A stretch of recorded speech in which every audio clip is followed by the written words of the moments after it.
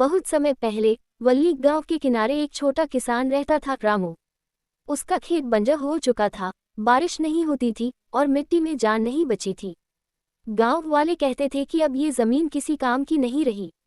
एक दिन रामू जंगल में लकड़ी लेने गया। वह वल्ली जंगल के गहरे हिस्से में पहुंचा, जहां लोग जाने से डरते थे। वहां उसने एक अजीब सी चमक देखी जो मिट्टी के अंदर से आ रही थी। जिज्ञासा से उसने खुदाई की तो उसे एक चमकता हुआ बीज मिला। बीज हरे और सुनहरे रंग का था, जैसे उसमें कोई रहस्यमय शक्ति छिपी हो। वह बीज लेकर घर आया और उसे अपने खेत में बो दिया। रात भर बिजली गरजती रही और सुबह जब वह उठा तो देखा पूरा खेत हरा भरा हो गया था। पेड़ों पर सोने जैसे फल और पौधों पर रजत जैसी चमकती पत्तियां थीं। गांव वाले ये देखकर हैरान रह गए, पर धीरे धीरे उन्हें पता चला कि जो फल खाते उन्हें सपनों में भविष्य की झलक दिखने लगती थी। रामू ने सोचा, ये बीज तो वरदान है। लेकिन कुछ ही दिनों में जंगल से एक बूढ़ी औरत आई।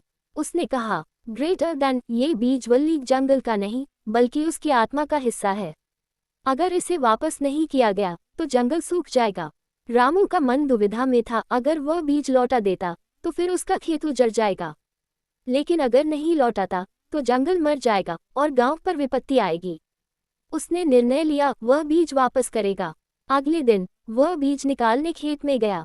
जैसे ही उसने पौधा छुआ, पूरा खेत सोने की रेत में बदल गया। मगर उसी रेत के नीचे से नया पौधा उगाया जो सामान्य बीज का था। रामू ने वह बीज जंगल में जाकर रखा। उसी पर तेज हवा चली, बादल गरजे और बारिश शुरू हो गई।